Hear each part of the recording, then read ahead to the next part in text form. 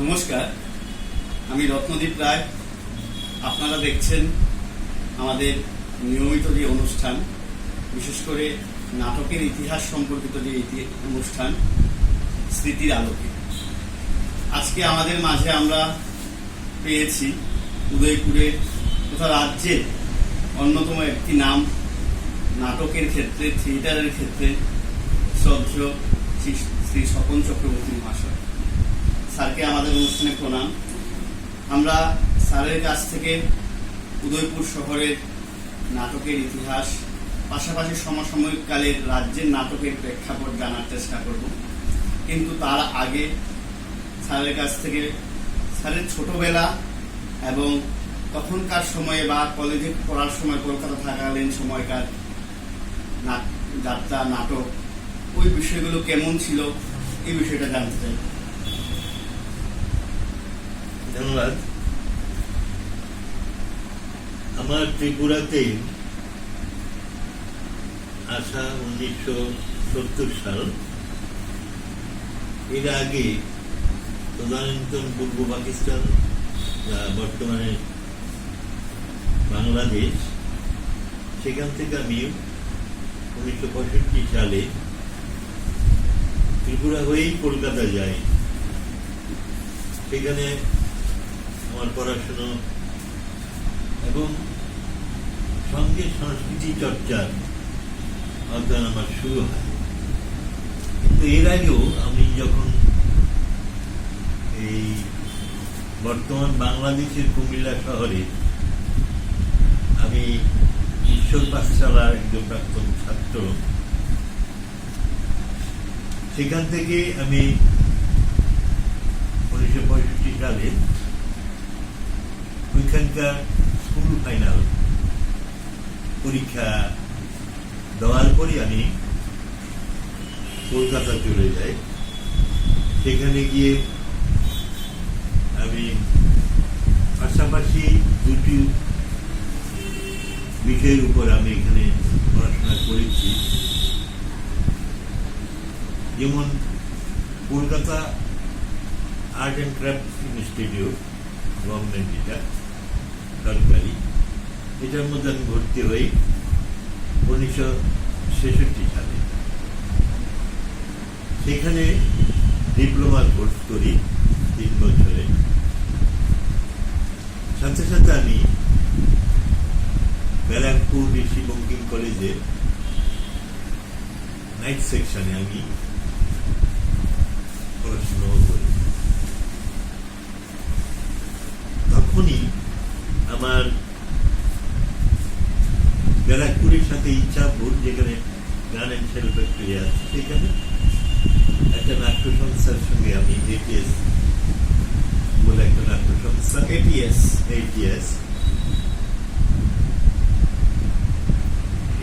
এর সঙ্গে আমি যুক্ত হই। আমার সৌভাগ্য বলা যায়, আমি সেখানে অজিতেশ বন্দ্যোপাধ্যায়ের সান্নিধ্যে আসি। উনি তখন দমদম মতিঝিল কলেজের অধ্যাপনায় করতেন। ওনারও একটা নাট্যদল ছিল, কিন্তু এটিএসে এসে নিয়মিত বলতে সপ্তাহে 3 দিন আসতেন এবং ক্লাস করতেন, এবং নাটকের রিহার্সালের উপরই ক্লাসটা করতেন মূলত। সেখানে আমরা পর্ব 3টি আমি নাটক করেছি। 1970 সালে আমাকে ওইখানে ডিপ্লোমার পর ডিগ্রিটা নিতে পারিনি আর্ট কলেজ থেকে। আমার পারিবারিক কারণে আমাকে এখানে চলে আসতে হয়। আমি উদয়পুরে আমার দাদা থাকতেন শান্তিমল্লিতে, সেখানে আমার এক বোনের বিয়ে উপলক্ষে আমি এখানে আসি। এসে আমি পরিবারের সঙ্গে জড়িয়ে যাই, অর্থাৎ পরিবারের কারণে, পারিবারিক কারণে আমাকে এখানে পার্মানেন্টলি থেকে যেতে হয়। তখন খুবই কষ্টের মধ্যেই আমার, মানে খুব অভাব অনটনের মধ্যেই আমার দিন চলছিল। কারণ দাদা এখানে পিডব্লিউডিতে চাকরি করতেন, সার্ভেয়ার ছিলেন। উনি কার্যকারণে কর্মে সূত্রে উনি জুলাইবাড়ি বিলোনিয়া জুলাইবাড়িতে উনি পোস্টিং ছিলেন। পরবর্তীতে কিছুদিন পর পুরো পরিবার অর্থাৎ আমার 3 বোন, আমার পিসিমা, এদের সমস্ত দায় আমার উপরে এসে পড়ে। তখন কিন্তু আমার বয়স কত, 48 সালে আমার জন্ম, আমি তখন এটা 70 সালের কথা বলছি। যাই হোক, দায়িত্ব নিয়ে করতে হয়। তখন কমার্শিয়ালি আর্টটাকে খাবার করেছি কিরকম, এই সাইনবোর্ড তো ফরমাইটি তখন আর পেন্টিং ছিল না যে এটা করে দিতে হবে, এত টাকা দিলে, সব ছিল না। এখানে সব বিনে বসেই করতে হতো। সাইনবোর্ড কিছু কিছু তোমরা 100-150 টাকা করে পেতাম সাইনবোর্ড। তখন কলকাতা তো আমি কিছু কিছু কাজে ওই টেট কলেজে করার সময়, কাজ করেছি, যার জন্য এখানে মানে সহজেই বাজারটা আপনার ধরে নিতে বেশি দেরি হয়। কিন্তু তখন এই যে রবীন্দ্র পরিষদের প্রতিষ্ঠাতাদের মধ্যে অন্যতম কর্ণধারী বলা চলে শ্রদ্ধেয় নবদ্বীপ দাস, উনি আমার ধরতে গেলে আমার বড়দা। কারণ উনি বাংলাদেশে, বর্তমান বাংলাদেশ তখন পূর্ব পাকিস্তানে কুমিল্লাতে যখন অনাথ আশ্রমে ছিলেন, অনাথ আশ্রম থেকে মেট্রিক পাস করার পর উনি যখন কলেজে ভর্তি হলেন, ওনার থাকার জায়গা ছিল না, আমাদের বাড়িতেই থাকতো, কুমিল্লা ঠাকুরপাড়া। সেই ঠাকুরপাড়াতে থাকাকালীন নবদ্বীপদা আমাদের বাড়িতে থাকতেন এবং সেখানেও আমাদের মধ্যে কিন্তু একটা সংস্কৃতি চর্চা হতো। কারণ সুন্দর নবদ্বীপদা সংস্কৃতি বিষয়ের ব্যাপারে উদয়পুরবাসী নিশ্চয় অবগত আছে। সেখানে আমাদের দুর্গা মণ্ডপে প্রায়ই নাটকের রিহার্সাল হতো এবং মহারাজের তৈরি যে টাউন হল হতো, Comilla town hall, Bir Bikram public library and town hall, সেই টাউন হলে নিয়মিত নাটক হতো নবদ্বীপদার ব্যবস্থাপনায়, পরিচালনায়। সেখানে আমাদের বাড়ির সঙ্গে একটা ক্লাব ছিল, দীপ্তি সংঘ। এই দীপ্তি সংঘটা এই পুরোপুরি এটা প্রযোজনা করতো মূলত। দীপ্তি সংঘের যারাই ছিল সদস্যা সবাই আজকে প্রতিষ্ঠিত এবং অনেকেই নেই এখন। পরবর্তী সময় নবদ্বীপদা ওই ক্লাবেরই একটা ঘরে গিয়ে থাকতেন। কিন্তু আমাদের সঙ্গে খাওয়া দাওয়া ব্যাপারটা আমাদের বাড়িতে। এইভাবে আমার দাদার সঙ্গে, দাদার 1 ক্লাস উপরে ছিলেন নবদ্বীপদা, সেই জন্য আমরা বড় ভাই হিসাবে নবদ্বীপদাকে, যখন এখানে এলাম, আমি যখন এই অবস্থা, তখন নবদ্বীপদা বিশেষ করে এখানের যে উদয়পুরের সতী ভিলা, জগন্নাথীর পশ্চিম পাড় সতী ভিলায় প্রথম যখন নামটা দেখি আমি, এটা বাঁশের মুইয়ের উপর দাঁড়িয়ে, মানে হাত পা কাঁপছিল এত দূর থেকে এরকম। তখন দোতলা বিল্ডিং তো এখানে ছিল না বললেই চলে। এই সতী ভিলাটা যখন দেখছিলাম, তখন এই রাস্তা দিয়ে রিক্সা করে যাচ্ছিল বৌদি, অর্থাৎ নবদ্বীপদার স্ত্রী দীপালি বৌদি যাচ্ছিলেন। উনি ডাকলেন আমার, আমি নেমে এলাম। আমাকে বললো যে এইগুলি না করলেই না হয়। আমি সমস্ত ডিটেলস বললাম যে এই অবস্থায় দাদাও এখন চলে গেছে জোলাইবাড়ি, এবং পারিবারিক একটা সম্পর্কের একটা বিচ্ছেদ ঘটেছে সেখানে। যাই হোক, আমার উপর সমস্ত দায় এসে পড়ে, এই তো আমাকে কিছু কাজ করতে হয়। কিন্তু এত করার পরেও কিন্তু আমি সন্ধ্যার সময় এই নাটকের আড্ডা নিয়ে বসতাম। তখন কিন্তু এখন যেমন রমেশ চৌমনি একটা ব্যস্ত চৌমনি, তখন জগন্নাথ চৌমনি ছিল একটা ব্যস্ত চৌমনি। আচ্ছা। এই জগন্নাথ চৌমনিতেই তখন আড্ডা ছিল। উদয়পুরে বিশেষ করে যারা সংস্কৃতি চর্চা করে, কারণ 1969 সালে বিচিত্রা হল তৈরি হয়। হ্যাঁ, গত বছরই 50 বছর গেল ফলে। হ্যাঁ, এই বছর 70 সালেই আমি কিন্তু এই ব্যবহার করা শুরু করলাম। বিচিত্রা হলো লেখা আমার, বিচিত্রা হলের কথা নিয়ে লেখাটা। তো আমি শুনেছি রমেশ স্কুলে ঢুকতে ডান দিকে এবং বাঁ দিকে যে দুটো বোর্ড আছে তাও নাকি আপনার তৈরি। এগুলি না শুধু হ্যাঁ।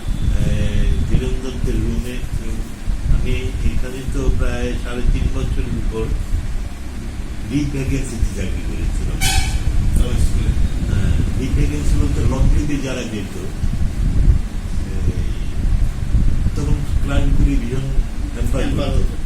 এই লং লিভে যাওয়ার ফলে প্রথম যখন এই অমর রায় স্ত্রী, এই নামটা কিন্তু এখন আমার মনে নেই নামটা, অমর রায় স্ত্রী ছিলেন এখানে দিদিমণি।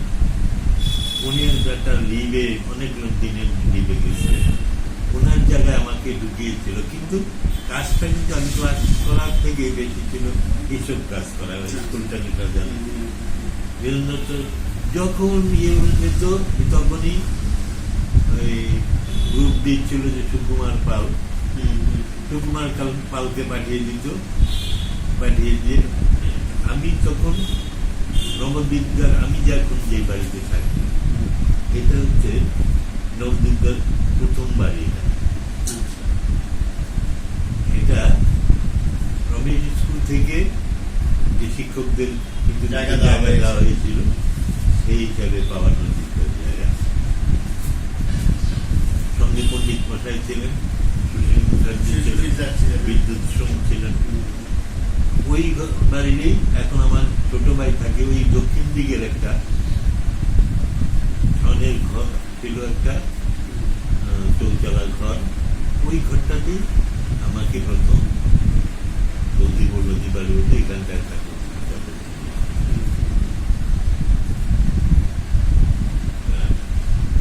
প্রথম আমার থেকে কোনো ভাড়া টাড়া নেয়নি, এখানে থাকতাম। তার নবদ্বীপটা বললো যে তোমাদের ঋণ আমি দিতে পারবো না, তোমার বাবা মাপের সমস্যা বাংলাদেশে এই হিসাবে এখানে থাকবো। পরবর্তী সময় একদিন বললাম ওই জায়গাটা যখন কিনলেন, তখন বললেন যে সঙ্গে একটু আলাপ করো, যদি এটা রাখা সম্ভব হয় তাহলে তোমাদের দিয়ে যাব। এটা অনেক দাম হবে, কিন্তু তোমাদের জন্য আলাদা হিসাবে 10 দিয়ে করতে। কিন্তু তখন আমার এমন অবস্থা, কিন্তু সেটা কি 70 সনেরই কথা না, তারপর পরে পরবর্তী 70 সনটা বললাম তো, বিয়ের এপ্রিল মাসে বিয়ে ছিল, বৈশাখ মাসে। এই বিয়ে বলে 30 তারিখ দুজনে বিয়েতে বিয়ে ছিল।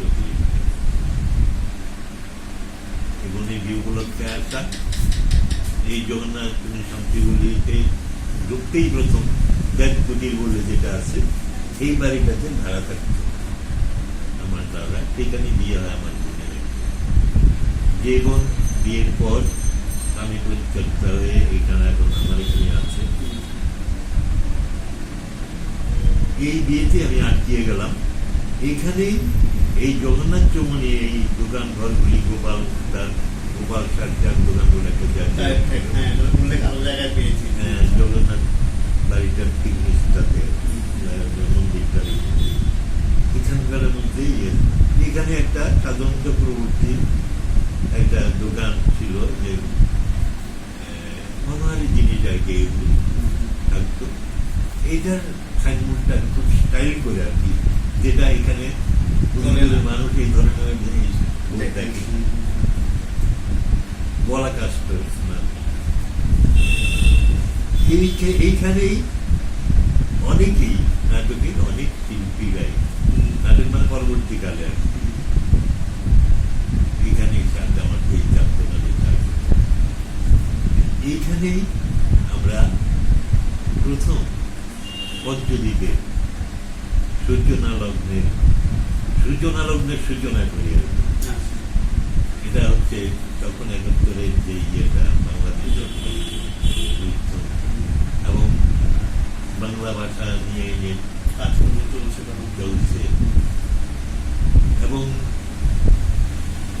আমিও তখন এই রিফিউজি রিলিফ এই শরণার্থী ক্যাম্পে ডিএম অফিসে সচ্চিদানন্দ ব্যানার্জি ছিলেন তিনি এখন খবর দিয়ে উনি আমাকে এখানে নিয়ে অনেক কিছু আর্টিকেল করেছেন গাড়ির জন্য এর জন্য ওই কেশিয়ারের রুমে সত্যি ব্যানার্জির কেশিয়ারের রুমে বসে বসে আমি করতাম সেই থেকে এইখানে আমাকে একদম বাংলাদেশ পেয়ে যাওয়ার পরও সব মাস পাচ্ছিলাম আর করতে পারছি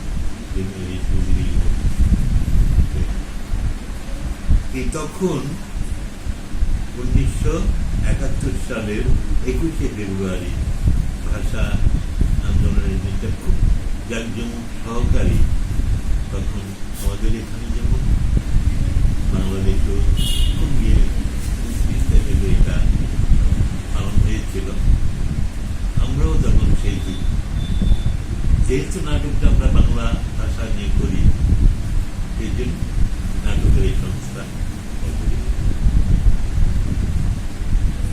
নাম দিই পঞ্চদীপ আসলে অনেকেই বলে তখন এই 5 দ্বীপেরা এখন এই নাম আমরা কিন্তু তখন সেই ভাবনা নিয়ে করিনি সেই ভাবনা নিয়ে করিনি পঞ্চদীপ অর্থাৎ 5 জায়গার মানুষ এখানে এসে মিলিত হয়েছিল আরেকটা জিনিস এটা ওই মাথায় কাজ করেছিল তখন এই সময় ধর্মনগরে একটা নাট্যদল হয়েছিল নাম ছিল পঞ্চপ্রদীপ সেটা মূলত ছিল যাত্রা সেখানে যাত্রার মূলত অভিনয় করা হতো আমরা পঞ্চদ্বীপ নাম দিয়ে এখানে তখন উদ্যোক্তাদের মধ্যে যেমন আমি ছিলাম আমার নামে স্বপন দাস বলে একজন এই রমেশ চমুনি বাড়িয়েছে এই তপন দাস যে এখানে আছে এখন যে রয়্যাল ইন যে এখানে আছে এটার সঙ্গে যে বাড়িটা এটা তাদের বাড়ি এই স্বপন দাস ছিল তখন প্রথম স্বপন দাস এখন এই রমেশ সঙ্গে যে বাড়িটা এটাই স্বপন দাসের বাড়ি সামনে দোকান খুলে আর ছিল শান্তিমোহন রক্ষী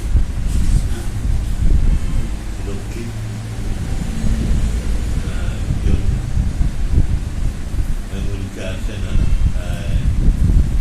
এই পিনাকি আর অমল রায় শিক্ষক অমল রায় হ্যাঁ এরা মিডলই তখন মূলত ওই এর কিছুদিন পরেই আমরা যে প্রথম আমাদের উপস্থাপনা করি নাটকে সকালের জন্য অর্থাৎ এটার মধ্যে আমাদের বুঝাতে চাই যে আমাদের নাট্য সংস্থাটা মূলত কি বিষয়ের উপর কি আদর্শের উপর আমরা করি সকালের জন্য আমরা সেই সকালের জন্য বসে আছি বা অপেক্ষা করছি এই সকালটা হবে সুন্দর স্বর্ণালী সকাল এই সকালের জন্য নাটক দিয়ে আমাদের তখন শুরু বিচিত্রা এরপর দিয়েই রূপকার আমাদের অনেক পট্টা দিয়ে এটা 2 বছর বা 3 বছর পর রূপকারের আগে তো বোধহয় রংরূপ ঠিক আগে না রংরূপ 5 বছর 71 75 4 বছর। চার বছর। রংরূপটা মূলত হয়েছে সুশীল শাহ, বলির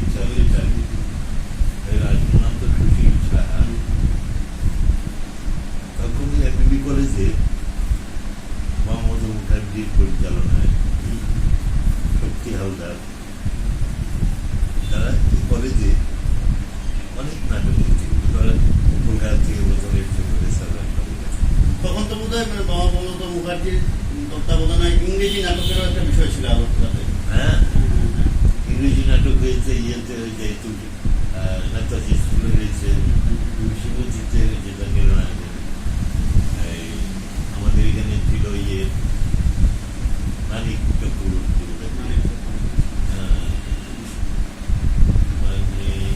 মানিক চক্রবর্তী পরবর্তী সময়ে একটু আঙ্গি ইয়েতে চলে গেছে। তারপরে কিন্তু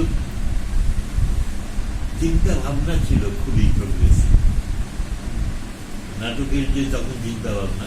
আর তখন নাটকের চিন্তা ভাবনা মূলত আমরা কিন্তু কলকাতা কে কেন্দ্র করে, কলকাতাতে যে বইটা প্রথম বেরোলো সেইটা বেরোলো, পরদিন এখানে চলে আসে, এরকম একটা ব্যাপার। উল্লেখ আরো জায়গায় পাওয়া গেছে না, তখনকার উদয়পুরের নাট্যচর্চার ক্ষেত্রে কলকাতা বা বাংলার একটা প্রভাব বড়ভাবে ছিল। তখন রতন ঘোষ, রাধারমন ঘোষ এদের বইগুলি আমরা পদ্ধতি, কিন্তু পরবর্তী সময়ে ম্যাক্সিমামটাই আমরা করেছি এই মনোজ মিত্রের বইগুলি। কমিক স্টাইলের, কিন্তু সিরিয়াস। এমনি তো মনে হবে খুব একটা গল্প আছে, স্টোরি আছে, কিন্তু একটু ভিতরে গেলে এটার পিছনে একটা মানে তীক্ষ্ণ একটা বার্তা আছে। যেমন সাজানো বাগান, আমরা করেছিলাম বাঞ্ছারামের বাগান মধ্যে। এই কারণটা এই ছিল, সাজানো বাগানটাই সিনেমা হয়েছিল বাঞ্ছারামের বাগান নাম দিয়ে। সেই জন্য বাঞ্ছারামের বাগানটা যাতে মানুষের কাছে আপনি নিজেও নির্দেশনা দিয়েছেন। আমি নিজের নাম ভূমিকা করেছি।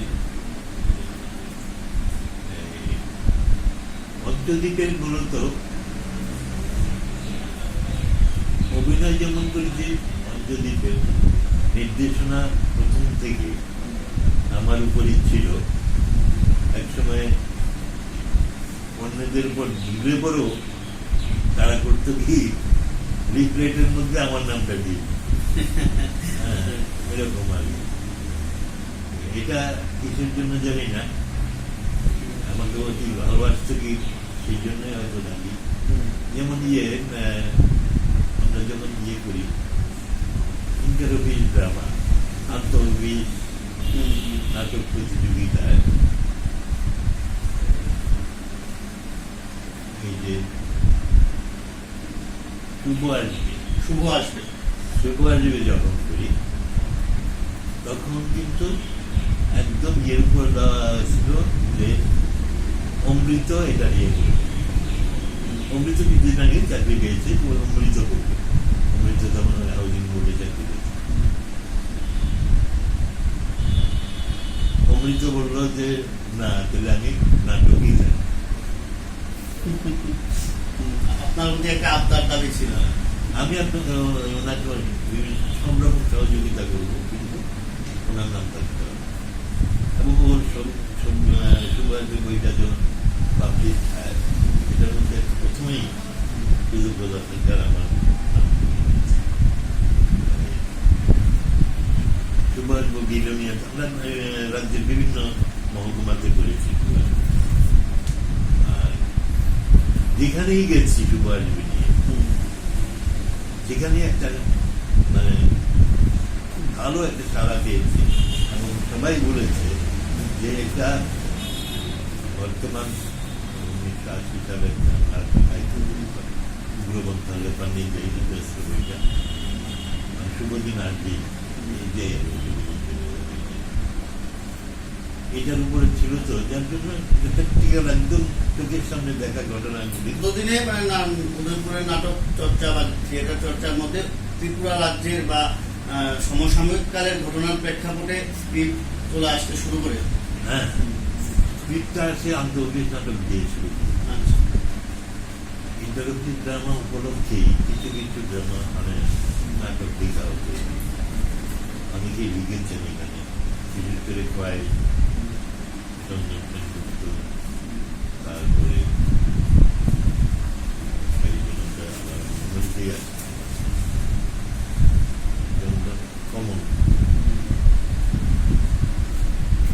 কমল রায়চৌধুরী, এর পরবর্তীতে তো বিভু ভট্টাচার্য, ওনারা এখনো লিখছেন বিভাগ। সঞ্জয় কর, বিভট্টাচার্য আমাদের মধ্যে বিভু ছিলেন। আচ্ছা, এটা জানতাম না। ইউবিআইতে চাকরি করতেন। আচ্ছা। যখন ট্রান্সফার হয়ে গেলেন উদয়পুরে, তখন তিনি একদিন হঠাৎ আমাদের দিয়ে সব চলছিল জন্মদ্বীপের ইতিকথা। ভারতের আর নাম ছিল জন্মদ্বীপ। জন্মদ্বীপের একদম স্বাধীনতার প্রাক লগ্ন থেকে শুরু করে একদম তখনকার ইন্দিরা গান্ধী পিরিয়ড ইত্যাদি নিয়ে এটার উপরেই ছিল নাটক। এটা ভীষণ অনেক দিন আমরা দিয়েছিল, বাধাপ্রাপ্ত হয়েছি অনেক। যাই হোক, এই জন্মদিনের ইতিকথা আমরা রিহার্সাল করছি, এই তখন এই বিভু ভট্টাচার্য হঠাৎ এখানকার মধুবাবু বলে একজন চক্রবর্তী, ওনাকে নিয়ে হাজির বললো যে আমি তো নাটক ভালোবাসি, আপনাদের নাটকে আমি তো আমি বিভু, আপনাদের পূর্ব পরিচয় ছিল? পূর্ব পরিচয় ছিল ওই office drama, inter office drama থেকে। উনি তখন বাইকে ওনার ব্যক্তিকে আমরা এনেছিলাম এখানে। আমরা এখানে যুদ্ধ বিরোধী নাটকের একটা নাট্য উৎসব যেটা করেছিলাম এখানে 84 বা 85 সনে এরকম সময় কি 15 দিন ব্যাপী একটা হয়েছিল উদয়পুর টাউন হলে। ত্রিপুরার যত সব ডিভিশন আছে সব সাব ডিভিশন একটা নাটক থাকতেই হবে, আর থাকলে তৈরি করে নিয়ে আসতে হবে। আমরা এখন বিনাটার কয়েক থেকে 2টা নাটক হয়েছে, কয়েক থেকে সাদা বেড়ার জন্য। সাদা বেড়ার জন্য মধ্যে বিবর্তন একদম এটা ভালো হিটগুলো না, ঠিক একটা ভালো ক্যাপ্টেন হিসেবে হয়েছে। যেরকম বিবাহকে পেয়ে আমরা বিবাহকে এটা কি দেওয়া যায়, অনেকগুলি আমরা তো কাজটি হয়ে গেছে মোটামুটি। ওনাকে তো ইয়ে না এরকম একটা একটু ইয়ে দেওয়া যায় না।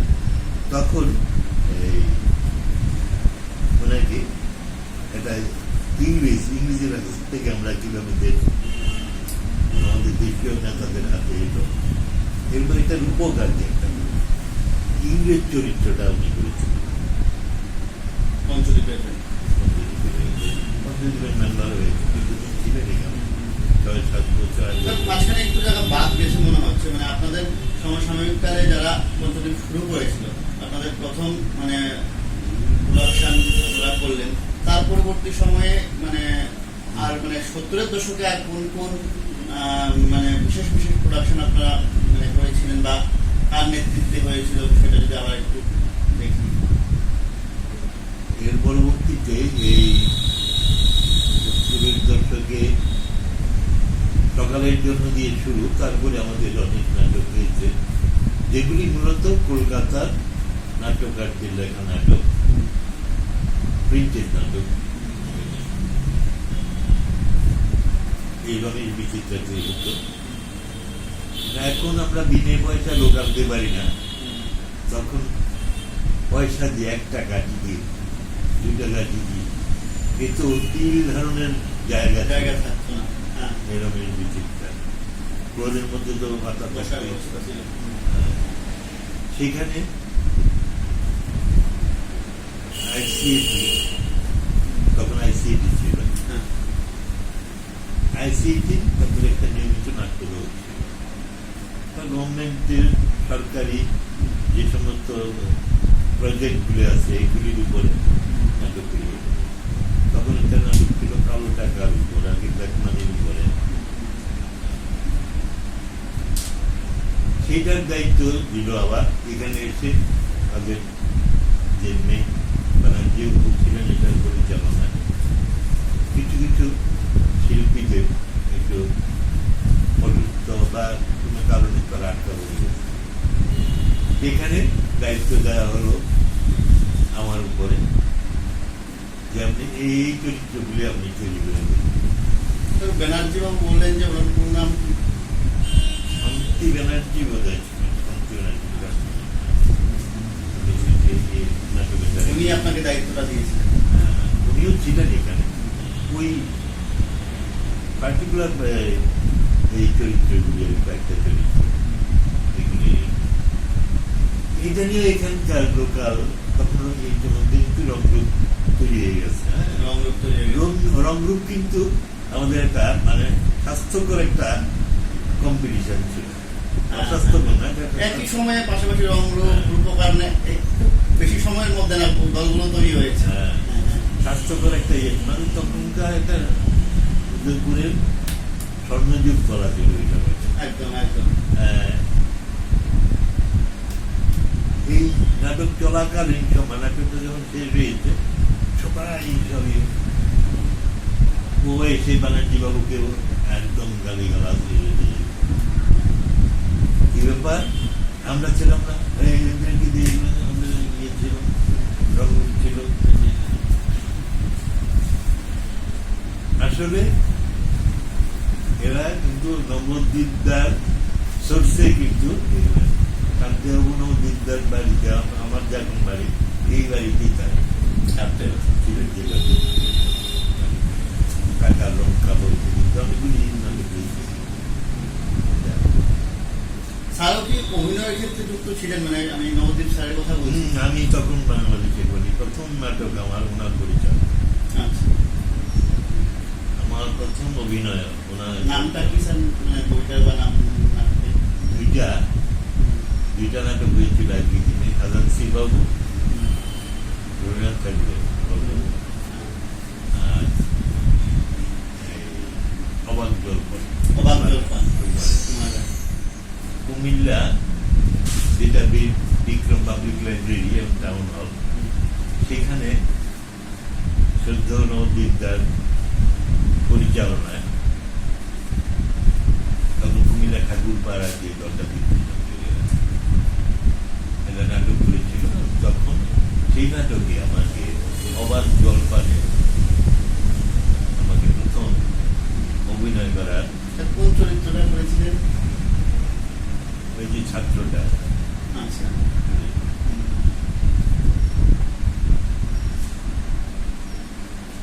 এবং খাজানসি বাবুতে খাজানসি বাবু আপনি করেছেন। এই তখন থেকে আমার বয়স্ক রোল করার একটা ছাপ পড়ে গেছে। পরবর্তী সময় স্যার যখন আপনারা মানে তথ্য সংস্কৃতি দপ্তর, মানে তখন তো পর্যটন যুক্ত ছিল, ওই দপ্তরের মানে তত্ত্বাবধানে কাজ করা শুরু করলেন, মানে পঞ্চদীপ বা আপনি নিজে ডিরেকশনের। ওইটা করলাম। ওই তথ্য সংস্কৃতি দপ্তরটা একটা পিরিয়ডিক্যাল, তারা একটা ইয়ের সময়ে নাটকটা করে, সারা বছর তারা আর করে একটা সময় এই সিজনে শীতকালেই বিচিত্রা। কিন্তু আমাদের এখানে যেহেতু বিচিত্রা রয়েছে, একটা সংস্কৃতি চর্চা কিন্তু রমেশ স্কুলকে কেন্দ্র করে, বিচিত্রা হলকে কেন্দ্র করে উদয়পুরে কিন্তু এই চর্চাটা। বিভিন্ন লোকেদের সাথে কথা বলতে গিয়ে যা জানতে পারলাম স্যার, মানে বিচিত্রা হল, রমেশ স্কুল যেরকম ছিল, এবং পাশাপাশি ধীরেন দত্ত স্যারেরও একটা ভূমিকা ছিল বিশেষ ভূমিকা, যার জন্যই তো এটা হয়েছে। ধীরেন দত্ত, নবদ্বীপ দাস মূলত এই বিচিত্রা হল হওয়ার পেছনে, আর আমরা ছিলাম সঙ্গে। আমি এতটা বলবো না, কারণ শব্দ ধীরেন দত্ত আমাকে ওনার বিদ্যালয়ে রাখার জন্য অনেক চেষ্টা করেছিল, এবং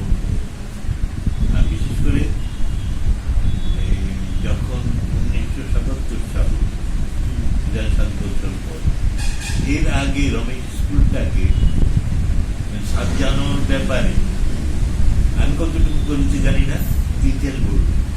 না না, আমরা শুনতে পাই রমেশ স্কুলের বিভিন্ন লেখা বা বইয়ের কথা বললাম। প্রথম যে লেখাটা ঢুকতেছে রমেশ স্কুল লেখা, হ্যাঁ, হ্যাঁ, একটু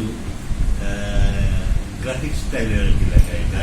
পরশুদিনই কথা হচ্ছিল স্যার বিষয়টা নিয়ে অন্য একটা আড্ডার মধ্যে।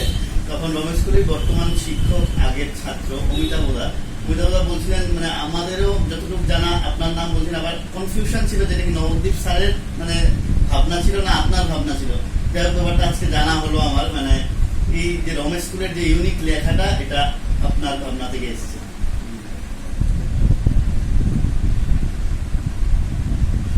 পরবর্তীতে তো আমি যে এই এটাকে লিঙ্ক করে আর কি, যে পার্থ যেমন ইয়ে করলো চাঁদের পাহাড়, আমাকে বললো যে আপনার এটা আমার কোনটা। এটা যাই হোক, এই নাটকের শুরুটা কিন্তু বিচিত্রা হল দিয়ে আমাদের শুরু। বিচিত্রা হলে এখন তো বছরে 2টা নাটক আমরা করি না, 2টা নাটক হয় কিনা সন্দেহ আছে, কিন্তু বিচিত্রা হলে প্রতি মাসে নাটক ছিল। ভালো খারাপ সেটা পরের ব্যাপার, কিন্তু নাটক ছিল এবং নাটকের দর্শক ছিল, এটা একটা বিশেষ বিষয়। এবং নাটক উৎসব কয়েকটা উদয়পুর হচ্ছে ঠিকই, কিন্তু ওরকম দর্শক আনা, এই জিনিসটা ঠিক ওরকম ভাবে মানে করা মুশকিল হচ্ছে। বললাম না ওই ইয়েটা, এই রবীন্দ্র শতবর্ষে একটা নাট্য উৎসব হয়েছিল এখানে, এটাতে আমি ছিলাম না, গেলাম কলকাতা। এটা পরবর্তীতে টাউন হলে হয়েছে। কিন্তু পরবর্তীতে আমি আসার পরে আফটার 1970 প্রথম নাট্য উৎসব হয়েছে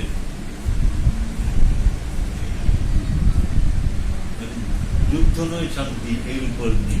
84 সনে বোধ বিষয়ের উপরে 83 বা 84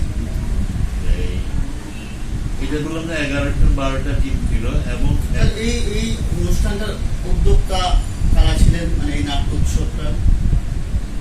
উদ্যোক্তা বলতে ছিল তখন পরবর্তীতে সংস্কৃতি সমন্বয় কেন্দ্র, কিন্তু এটা ছিল সংস্কৃতি চক্র বলে একটা। এই সেখানে এটার কনভেনার ছিলেন হিরালাল দত্ত, শিক্ষক। আর মূলত মানে অ্যাক্টিং কনভেনার, নায়িকার পরিচালনা করা ছিল আমি। এবং আমাদের উদয়পুরের সংস্থাগুলি পুরোপুরি এখানে খাওয়া দাওয়া ইত্যাদি, প্রতিটা দিনকে আসা যাওয়ার গাড়ি ভাড়া দেওয়া টাওয়া ইত্যাদি, এই প্রথম বিশাল ব্যাপার ছিল। নাট্য উৎসব ব্যানারগুলি হাতে তৈরি, এখন ব্ল্যাক করে, তখন তো এগুলি ছিল না, হাতে তৈরি। এবং এই রংগুলি কলকাতা থেকে আনা হয়েছিল, যে ব্যানারগুলি অন্য স্টাইলের ব্যানার, একদম কালারফুল ব্যানার। এই নয় যে সাদা কাপড় উপর নিয়ে গিয়ে লিখলাম বা এটা, এটা খুব কালারফুল ইয়ে। এটা যেমন একটা উদাহরণ দিয়ে, একটা ইয়ে খুবই খবর সবাই আকৃষ্ট করেছিল। এবং এগুলির একটা চিন্তাধারাটা আমাকে সরবরাহ করেছিল সহ্য প্রশান্ত সাহা। উদয়পুরের নাটকের ক্ষেত্রে আরেকটা অন্য কোনো নাম। প্রশান্ত সাহা আমাকে খুবই ছোট ভাইয়ের মতো নাই, তুই করে একমাত্র আমাকে বলতে উনি আমাকে এই রঙগুলি কলকাতা থেকে দেওয়া শুরু, এবং থিমগুলির ব্যাপারে কিছু কিছু আমাকে আইডিয়া দিয়েছিল।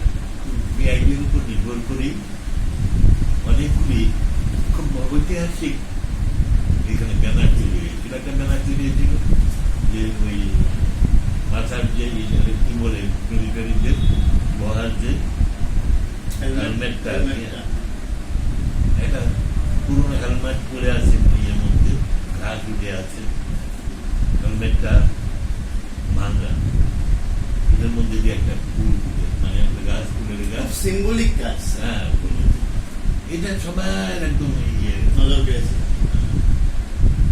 তারপর তো এই ইয়ে ব্যানেট উল্টো দিয়ে করে তো আছেই। তারপরে ওই বিভিন্ন রকম পায়রার যে বিভিন্ন স্টাইল, পায়রা পাখনা দিয়ে ইয়ে করা competition। মানে স্যার ওই নাট্য উৎসবটা তো মানে রমেশ বিচিত্রাতেই হয়েছিল নাকি? না না, কারণ টাউন হলে হয়েছিল, মানে নতুন, মানে এখন যে নতুন টাউন town, হল একদম। ওই টাউন হলে হয়েছিল। নতুন টাউন তখন সিট ওটা নয়। আচ্ছা আচ্ছা। হ্যাঁ, তখন টাউন হলে টাউন হল তো সম্ভবত 83-তে। তখন সিট এনে চেয়ার এনে কিছু কিছু ইয়ে করে হ্যাঁ। একটা কাঠের চেয়ার আসছিল। এই কাঠের চেয়ার যে চেয়ার, লোহার চেয়ার ছিল, যে ফোল্ডিং করা লোহার চেয়ার, এটা হয়েছে। এমনকি একটা মানে ধর্মনগরের টিমটা প্রথম তারা আপত্তি জানিয়েছিল আর কি, আসতে পারবে না বলে।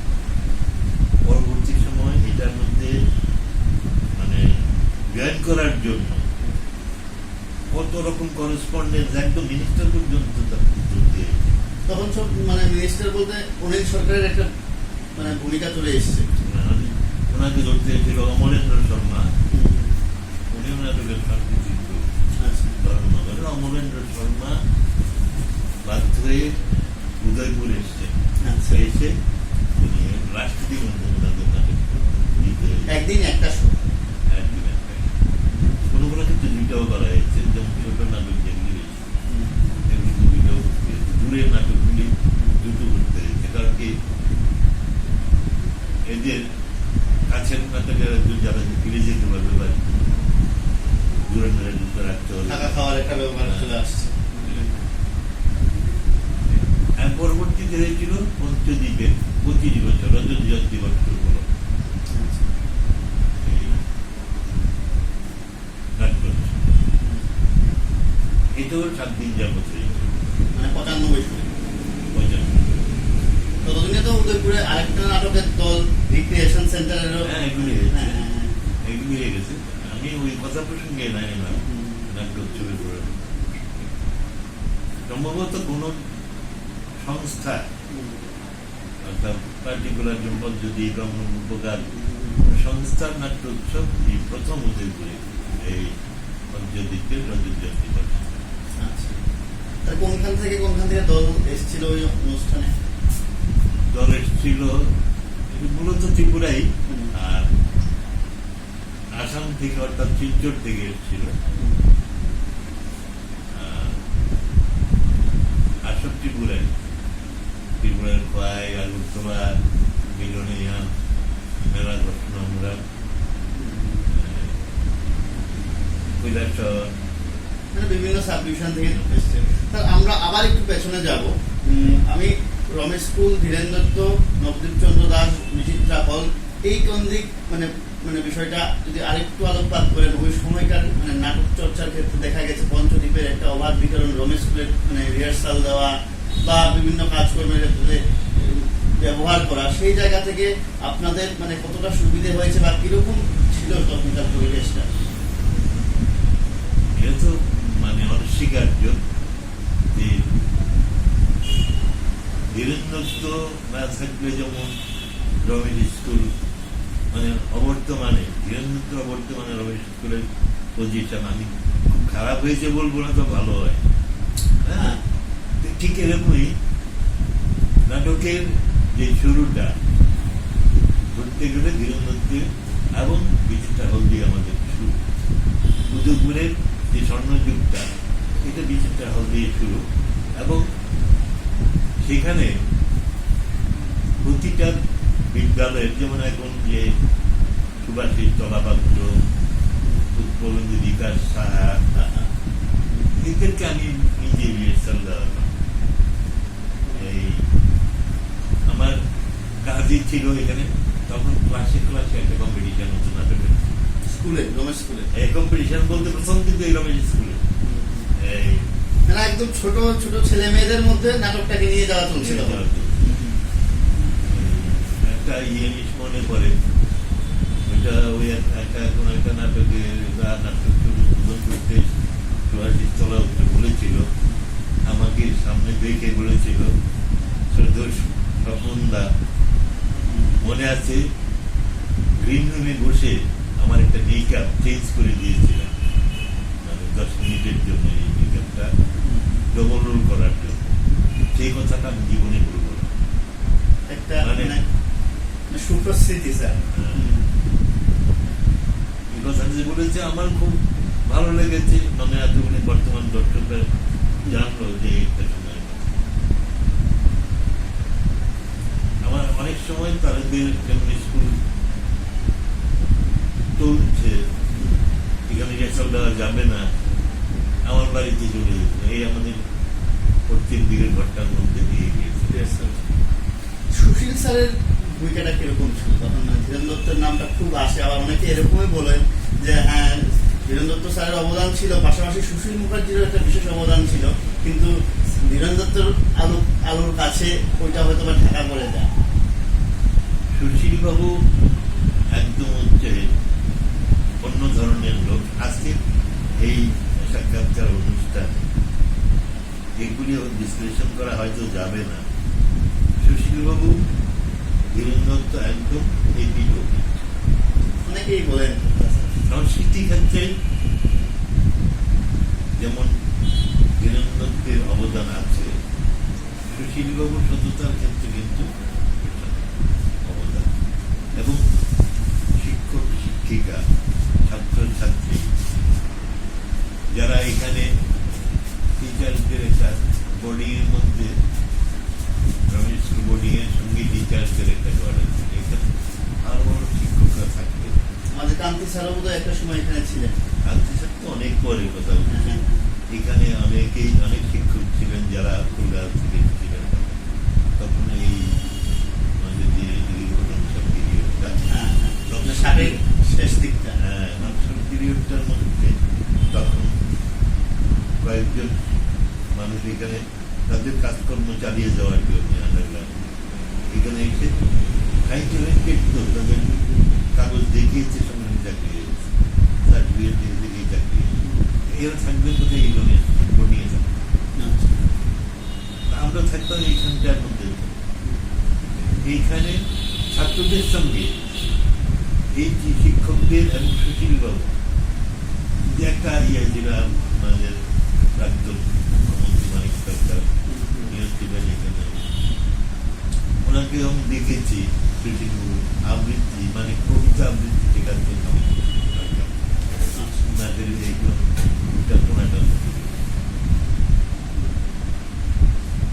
মানে এখান থেকে অনেক রত্নরা তৈরি হয়েছে।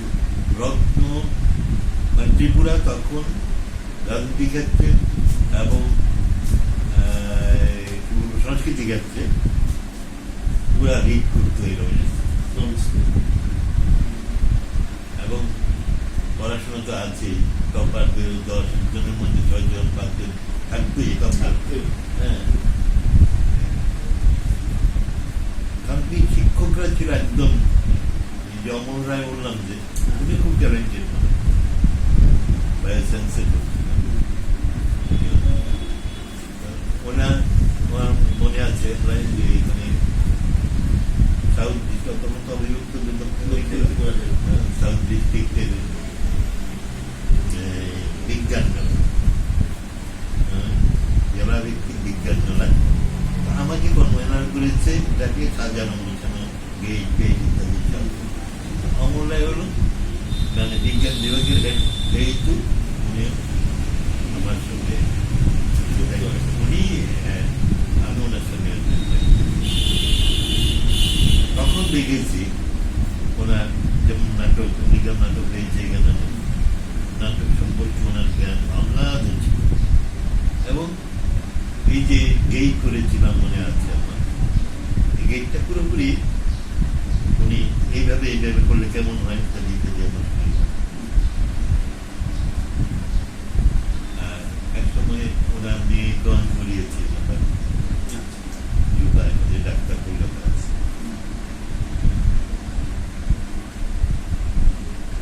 এই জন্য বলি তখনকার যে টিচার বলি রমেশ স্কুলে সবাই কিন্তু আমাদের মধ্যে দিলে কিন্তু নাটক করেছে।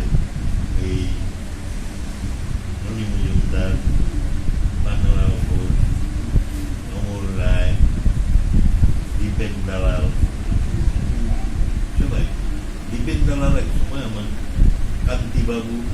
এবং আমার কান্তিভূতরণ এই উপকারটা তখনও তৈরি হয়নি।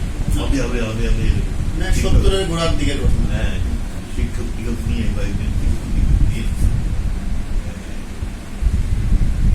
তারা একটা মানে প্রায় আড্ডা মারত।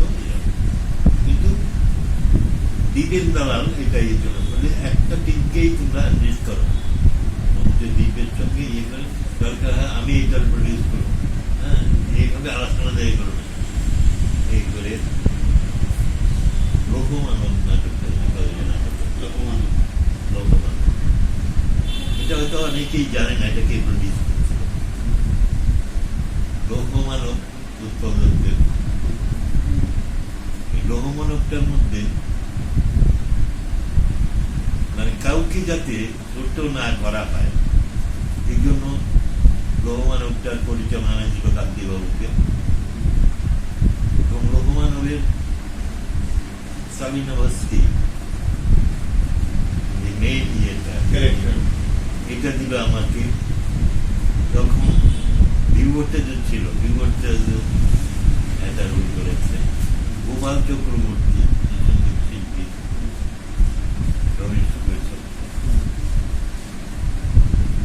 ও করেছে, সবাইকে নিয়ে এই লোকমানব হয়েছিল। এটা তখনকার সময়ে একটা মাইল ফলক। নাটকের পেছনে ভাবনা চিন্তার ব্যাপারে ভীষণ ভাবনা চিন্তা করে তখনকার পিরিয়ডটাকে ধরে রেখে, যে পিরিয়ডের ঘটনাটা এটা স্টালিনের এই ঘটনা, এটা একটা বিচারটা নিয়ে একটা আদালত মানে সামরিক বিচার। এই সামরিক বিচার আবার এটার মধ্যে যা যা জিনিস ব্যবহৃত হয়েছে, যারা অভিনয় করছে তাদের পোশাক সবগুলি সেই সময়ের তৈরি করেছে, এগুলি সবগুলি আমি তৈরি করেছি। এখানে যে সামরিক অফিসারের যে ম্যানেজ কালেকশন সেই আবার পর্যন্ত আমাকে সাপ্লাই করেছে। নাটকের অনেকগুলি হচ্ছে। তারপরে আমাদের প্রথম আমরা বাইরে গেলাম আমন্ত্রণ, এটা 75-এর শেষ দিক, 76-এর শেষ দিক, 76-77-এর ডিসেম্বরে হয়েছে, মানে 77-এ।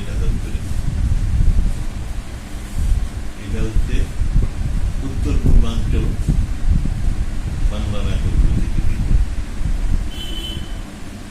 Principal city. এই প্রতিযোগিতায় আমরা ত্রিপুরা থেকে আমরাই একমাত্র পঞ্চদ্বীপ। এটা রিহার্সাল আমরা ভিজিটার হলে দিতাম, ভিজিটার হলে দিতাম। সঙ্গে স্যারের সঙ্গে বিলমন্ত্রের সঙ্গে ঝগড়া হতো, আমার সঙ্গে কখনো ডাইরেক্ট নিয়ে আমি না থাকলে অনুপস্থিত থাকলে বলে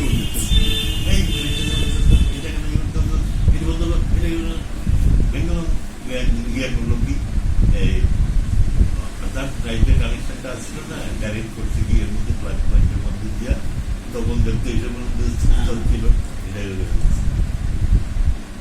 এইটারে গুলো তখন গাড়ি দেবে গেছে এর উপর দিন আমি ওনার কাছে গেছি, তাদেরকে আমরা রিয়াকশন দিতাম না, ঠিক গাড়িটাই হবে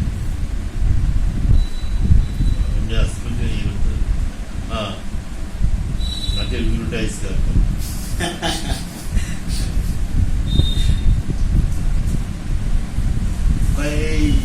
তখন দেখে লাইফ টাইমটা বিয়ে করে যায়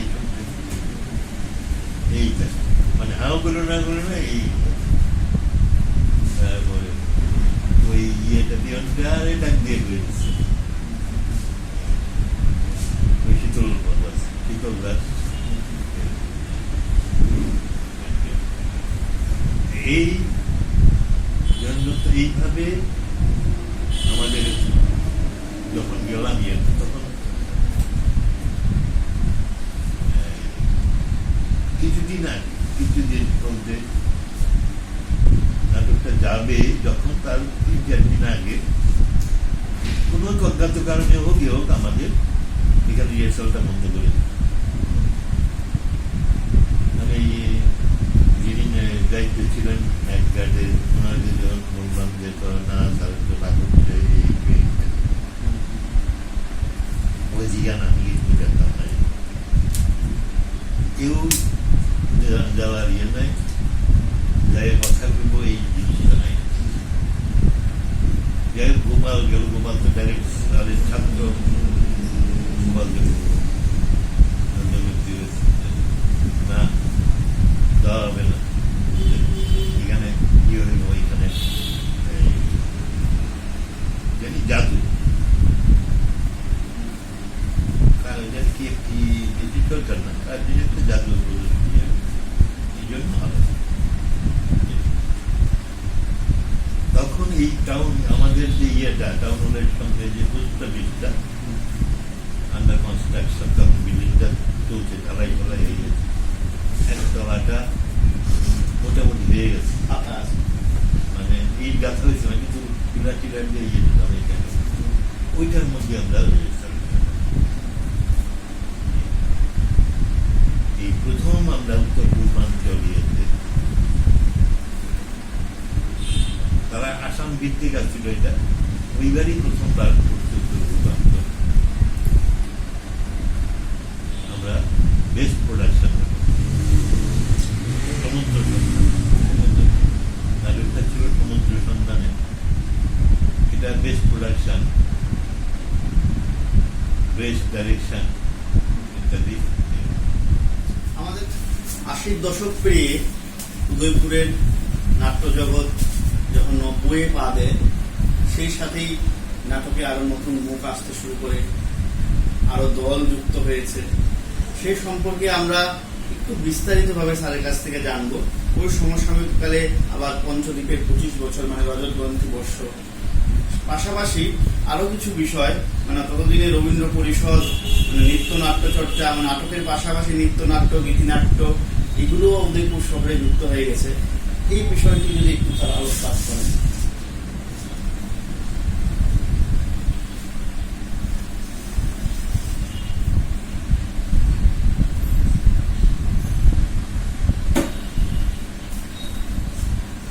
দশকে শেষের দিকে আমরা দেখব যে নাট্যচর্চার ক্ষেত্রে উদয়পুরে যেমন পদ্মদ্বীপ, রূপকার, রংরূপ এসছে, তারপর রূপকার, তারপরে যাত্রী, পরবর্তীতে রিক্রিয়েশন সেন্টার, আর বর্তমানে যারা আছে ডিটেল ড্রামা গ্রুপ। অনেক এসছিল, এটা একটা দুটো প্রোডাকশনের পর আর জানায় না, এটাও শিবুই দিয়েছিল কেউ প্রোডাকশন। আর একটা ছিল অনামি জানি, হ্যাঁ, এটা মূলত মহিলারাই বেশি ছিল, শুনেছি মহিলা কেন্দ্রিক নাট্য, যেমন এই স্মৃতিকণা বলত, যুদ্ধ ননী বলতে নিয়ে বর্তমান পরিষদের চেয়ারম্যানের স্ত্রী স্মৃতিকণা বলত, ও এবং ওদের বোন, বড় বোন, এরা মিলে এই দলটা ছিল। এই দলটাও 2 না 3টে নাটক করেছে, কিন্তু মূলত পরবর্তীটা মানে অর্থাৎ পঞ্চদ্বীপ, রংরূপ, রূপকার, এর পরবর্তী এটা যেমন রিক্রিয়েশন সেন্টার কথা আমরা বলতে পারি। রিক্রিয়েশন সেন্টার কিন্তু একদম নতুন মোড় এনে দিয়েছে, যেখানে ম্যাক্সিমাম যুবক শুনেছি শতাধিক যুবক মানে রিক্রিয়েশন সেন্টারের সাথে যুক্ত ছিল। এটা এক সময় ছিল রমেশ রিক্রিয়েশন সেন্টার, এটা পরবর্তীতে রিক্রিয়েশন সেন্টার নাম পেয়েছে। সেখানেই প্রথম এই অমৃত শীত, তারপরে আরো আছে স্বপন দাস, গ্রামীণ ব্যাংকে চাকরি, স্বপন দাস, আরো অনেক আছে, টিটু দিবনা, বর্তমান এই জেলা শাসক মহোদয় আসতেন এখানে আড্ডা মারতে। টিটু বিশেষ করে টিটু এই অঙ্গরবাড়ি ছিল, এখানে আসতো, এখানে এসে তাই রিক্রিয়েশন সেন্টার। উনি খুব ভালো আবৃত্তি আবৃত্তি করতে পারেন। আর এই যে এটা বললাম, আমি রমেশ স্কুলের নাটকের চর্চাটা যেমন দেবদাস ছিল এবং আবৃত্তি চর্চাটা ছিল প্রথম সুশীল মুখার্জি, তার পরবর্তীতে কামদেব ঠাকুর দেখলেন উনি অনেকটা সমৃদ্ধ করেছেন, বিশেষ করে উচ্চারণগত দিক দিয়ে। আমাদের উচ্চারণটা ত্রিপুরার উচ্চারণটা পুরাটাই বাংলাদেশি গানটা ছিল, আমাদের আঞ্চলিক যে প্রভাবটা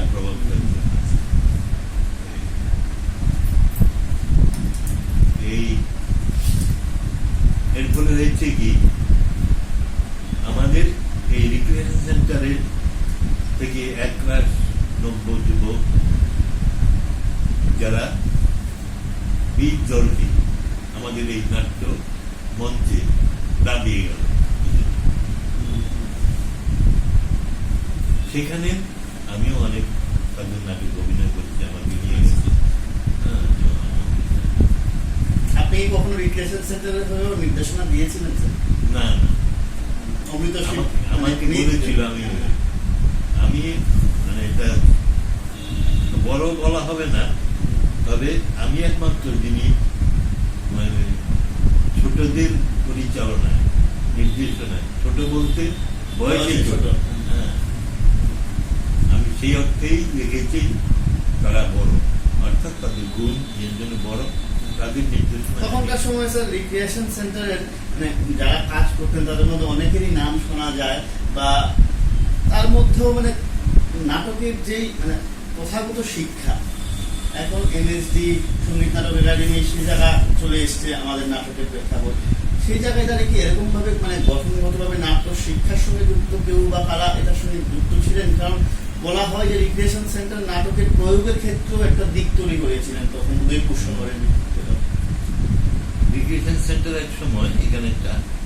রমেশ স্কুলে একটা ড্রামা নাটক থিয়েটার ওয়ার্কশপ তারা করেছিল। সেখানে আমি যেমন ছিলাম, কান্তিকুমার চক্রবর্তী ছিল, কান্তিকুমার চক্রবর্তীও ক্লাস করেছেন, সঞ্জয় এসেছিল, সঞ্জয় কর, তারপরে চন্দন সেন নাট্যকার, আরো কয়েকজন আগরতলার মধ্যে এরা করেছেন। এটা যেমন সপ্তাহখানে বিয়েগত ভাবে এনএসডি যে ধরনের প্রক্রিয়া, সেই প্রক্রিয়াগত ভাবে অমৃত শীত অনেকগুলি ওয়ার্কশপে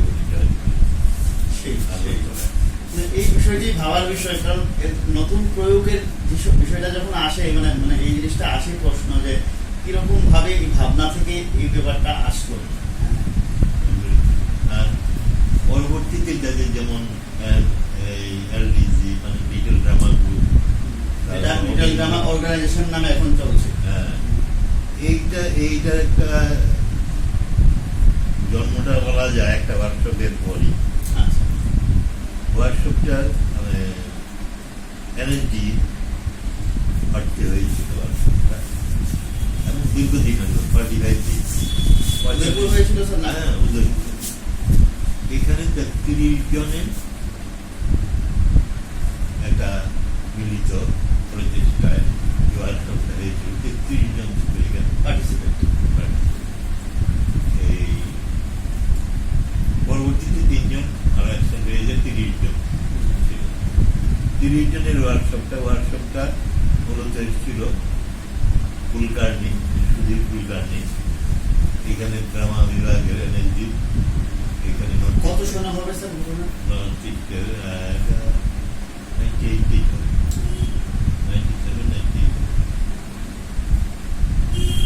তখন স্কুল ড্রামাটা থেকে বেরিয়েছে, স্কুল ড্রামাতে অভিনয় করেছে এইসব ছেলে মেয়েরাই, যেমন শিবপ্রসাদ দেব,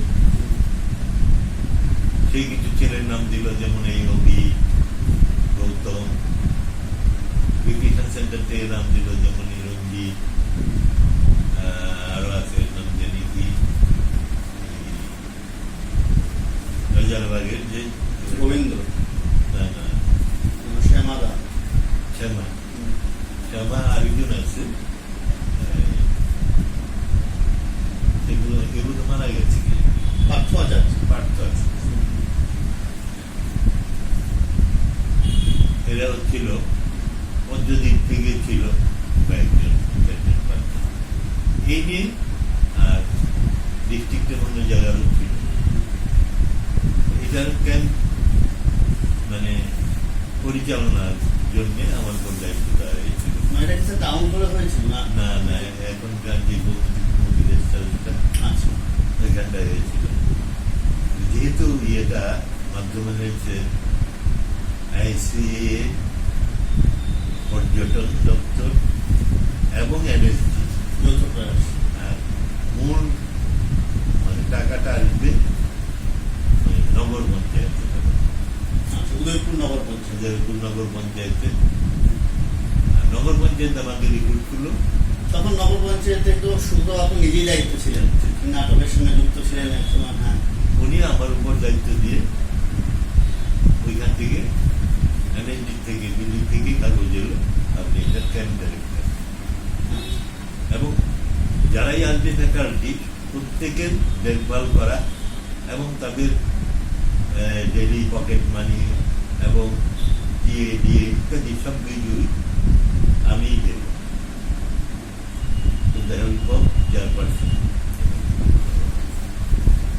নগর পঞ্চায়েত থেকে টাকা নিয়ে নগর পঞ্চায়েত পরবর্তীতে বিল সাবমিট করে টাকা দিয়েছে।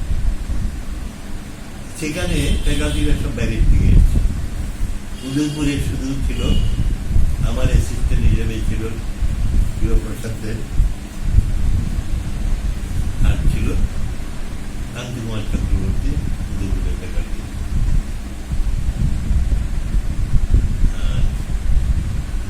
বাইরের থেকে দিল্লি থেকে এসছে কুলকার্নি বললেন আপনি। কুলকার্নি তো এখানে এই পুরানো তীর্থের পুরাটা এই ফ্যাকাল্টি উনিই পাঠিয়েছেন দিল্লি থেকে। রাহান বলে একজন এসেছেন, হায়দ্রাবাদ থেকে এসেছেন, অন্ধ্রপ্রদেশ থেকে, হায়দ্রাবাদ থেকে। দেশের বিভিন্ন জায়গা থেকে ভালো ভালো সব, মানে হ্যাঁ, কমপ্লিট থিয়েটার ওয়ার্কশপ, এখানে মেকআপ ম্যান, স্ক্রিপ্ট রাইটার, এইসব ফ্যাকাল্টিরা সব এসেছেন এখানে। খুবই মানে তখনকার সময়ে, এবং তাদেরকেও 100 টাকা করে পার ডে একটা দেওয়া হতো পার্টিসিপেট। তখন নভেম্বর মাসটা ছিল 1998 দুর্গা পুজোর যেটা ছিল।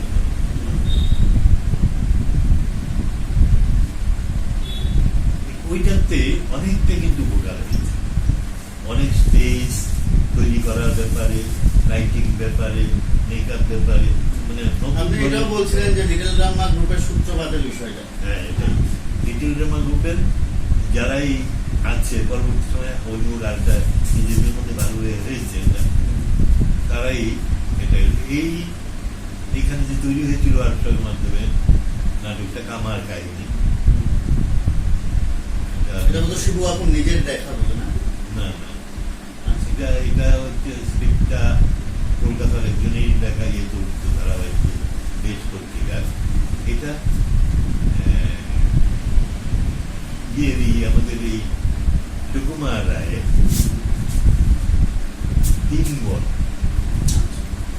বর দিই না আমরা এই যে বর, দুবর। 3 বর, এই 3 বর অবলম্বনের বইটা। আচ্ছা। এই নাটকটা আমরা মোটামুটি বিভিন্ন নাট্য উৎসবে সঞ্জয় করদের নাট্যভূমি প্রযোজনায় বিভিন্ন জায়গায় নাটকটা হয়েছে, বিভিন্ন মহকুমায়, কমলপুর, ধর্মনগর, কয়েকটি হয়েছে, আগরতলা, বিলোনিয়া।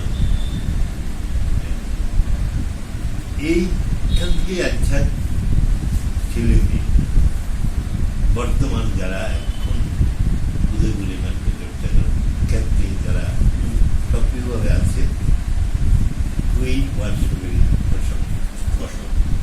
পাশাপাশি আপনি বলছিলেন যে শিবু আপু বিভিন্ন নাটক মানে স্কুল ভিত্তিক নাটক পড়াতে গিয়ে যে ছেলে মেয়েদেরকে পেয়েছে তাদেরকে এনে এখানে যুক্ত করেছিলেন, মানে পাশাপাশি এই বিষয়টাও চলে এসেছে যে স্কুল ভিত্তিক যে আন্তঃ স্কুল নাটক প্রতিযোগিতা তারও একটা ফসল উদয়পুরে এখন নাট্য জগতে শোনা ফলাতে শুরু করেছে। হ্যাঁ, এটা তো আছেই। এটা একদম আন্তরা ছেলে মেয়ে। আমি শিবু প্রথম অবস্থায় যখন নাটকটা শুরু হয় আন্তঃস্কুল ড্রামা সাংস্কৃতিক সমন্বয় কেন্দ্রের মাধ্যমে যেটা শুরু হয়। যেটা শুরু হয় 3 বছর চলছিল, পরবর্তী সময়ে এসএফআই এটা সময় দিতে হয়, এসএফআই এবং টিএসসি।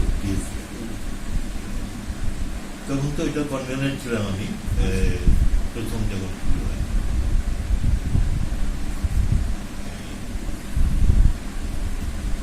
তখন ওই বিভিন্ন বিদ্যালয় থেকে তারা বলতো যে আমাদের তো ছেলে মেয়ে আমরা দিতে পারি, এগুলো কিন্তু আমাদের নাটক শেখানোর মতো আমাদের কোনো তো লোকবল নেই, আপনাদের কিন্তু হেল্প করতে হবে। আমরা বললাম যে সব রকম হেল্প আমরা করবো, আপনারা শুধু আমাদের একটা স্পেস দেবেন আর ছাত্রছাত্রীদের যোগান দেবেন আপনারা, আমরা এটা ব্যবস্থা করবো। সেই পরিপ্রেক্ষিতে আমরা ভাগ করে দিয়েছিলাম আমি শিবু মিলে যে এই বিদ্যালয়ে আমি যাবো, ওই বিদ্যালয়ে নিয়ে যাবে, মানে একদিনে 3-4 বিদ্যালয়ে আমরা যেতাম এরকম। তো তখন তো একদম সবাই আনকরা অবস্থায়, কিন্তু পরপর 2-3 বছর পর একটা বাতাবরণ তৈরি হয়ে গেল। বাতাবরণ তৈরি হয়েছে। সেখানে এই ওয়ার্কশপের ছেলেরা শিবু এবং আমরা মিলে ওই মিটিংয়ের মধ্যে সিদ্ধান্ত নিলাম এতগুলি স্কুল তো আমাদের পক্ষে সম্ভব না, কারণ 17-18টা স্কুল কিন্তু নতুনদের দায়িত্ব দেওয়া হোক, তাদেরকে দায়িত্ব দেওয়া হবে। আর যারা নিজেরা জোগাড় করতে করুক, কিন্তু যাদের চাহিদা আছে, যেমন রমেশ স্কুল তখন মানে নিজেদের মতো করেই করতো, এবং আমরাও দেখেছি মানে মধুসূদন দত্তের নির্দেশনায় চাপা পড়া মানুষ, তারপরে সত্যি ভূতের গল্প মানে বেশ সফলতা পেয়েছে, প্রথম পুরস্কারও পেয়েছে। আরো কয়েকটা নাটক পর্ব, শিবু আপুর জাদুঘর, স্বপ্ন আছে কি যেন, সূর্যনী স্বপ্ন আছে, মানে এই মানে তখন একটা আরেকটা অধ্যায় শুরু হয়ে গেল উদয়পুরের নাটকের জগতে।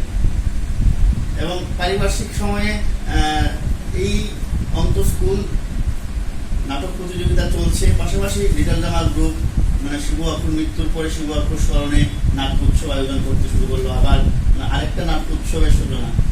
সেই প্রথম অনুষ্ঠানেও আপনি ছিলেন, মানে অতিথি হিসেবে ছিলেন সম্ভবত। আপনি ওই অনুষ্ঠানে আপনাদের সম্বর্ধনা বোধহয় দেওয়া হয়েছিল তখন, মানে 2000-এর পর দিকে, মানে 2010-10 পরে, তখন বলতে বেশি দিন আগের কথা না, তারপর ওই জায়গাটায় নাটকের প্রেক্ষাপটটা যদি একটু বিশ্লেষণ করেন।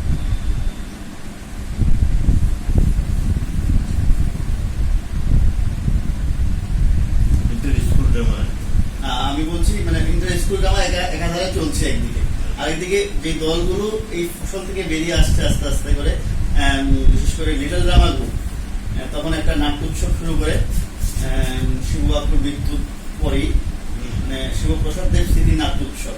পরবর্তী সময়ে লিটল ড্রামা গ্রুপ থেকেই মানে আবার অভিমুখ তৈরি হয়ে অভিমুখ আবার নাট্য উৎসব ইন্ট্রোডিউস করে উদয়পুরে। তার পরবর্তী সময় আরেকটা নাট্য দল মানে এখনকার সম্ভবত উদয়পুরের সবচেয়ে নতুন নাট্য দল যেটা মুক্ত প্রতিভা, সেখান থেকেও নাট্য উৎসব করা হচ্ছে। এখন মোটামুটি 3টে নাট্য উৎসব উদয়পুরে হচ্ছে গত 1-2 বছরের মধ্যে। মাঝখানে একবার রিক্রিয়েশন সেন্টারও তাদের যে নাট্য উৎসব সেটা করেছিল। এখন নাট্য উৎসবগুলোর ভূমিকা এবং পরিচালনা, ছেলে মেয়েদের অবস্থান, এই বিষয়টা জানতে চাইছি। বর্তমান যে নাট্য উৎসবগুলো হচ্ছে, মানে অতীতে আমরা যে নাট্য উৎসব করেছি এর থেকে অনেক বেশি মানে কি বলবো প্রেসিয়াস তখনকার সময় চিন্তা ভাবনার সঙ্গে। এর কারণ এতেই এখন তারা অনেক সহযোগিতা পাচ্ছে আর্থিকভাবে। এখানে যে পুরোপুরি ভাবে যেমন জীবনাতে তাদের শাখা তুলেছে, এরপর থেকে তারা পুরোপুরি একটা আর্থিক সহযোগিতা পাচ্ছে আইসিএ দপ্তরের মাধ্যমে। সেদিক থেকে ধরতে গেলে তখনকার সময়ে আমরা এই ধরনের কোনো সহযোগিতা, বিশেষ করে আর্থিক সহযোগিতা আমরা পাইনি। যা করতে হয়েছে নিজেদের পকেটে ইয়ে করে। এমনও আছে যে একটা নাটক করতে গিয়ে আমাদের মানে মজা করে অন্যরকম ভাবে টাকা আদায় করতে হয়েছে। বৌদির বিয়ে একটা নাটক করেছিলাম আমরা, যেখানে কার্ড ছাপিয়েছি, বিয়ের কার্ড ছাপিয়েছি, এবং এমন বাড়িতে গেছি যে সুস্থ বাবার একমাত্র কন্যার বিয়ে হচ্ছে, এই বিয়েটা দিতে পারছি না, আমরা সবাই মিলে সহযোগিতা করছি। আমরা নাটকের দলরা হ্যাঁ, আপনার যদি কিছু সহযোগিতা, খুব ভালো, খুব ভালো। আমার মনে আছে কামিনী দাস মাছের আড়তের কামিনী দাস শিখেছিল, খুব সুন্দর একটা ইয়ে নিছি। হ্যাঁ, খুব ভালো, খুব ভালো করে 100 টাকা বের করে দিল। মানে তখন 100 টাকা বের করে দেওয়া খুব ইয়ে। এইভাবে কিন্তু টাকা উজাড় করে আমাদের নাটক করতে হয়েছে। এই যে পিনাকি দত্ত না, ওই পিনাকি দত্তর বাড়ি কিন্তু জামদিরি। হ্যাঁ, এখনকার মুখ্যমন্ত্রী তার থেকে অনেক বড়, অনেক বড় বলতে অনেক বড়।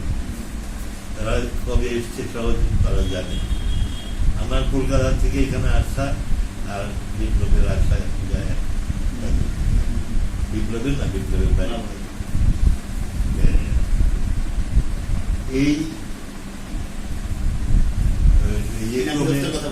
পিনাকি দত্ত তাদের বাড়ি থেকে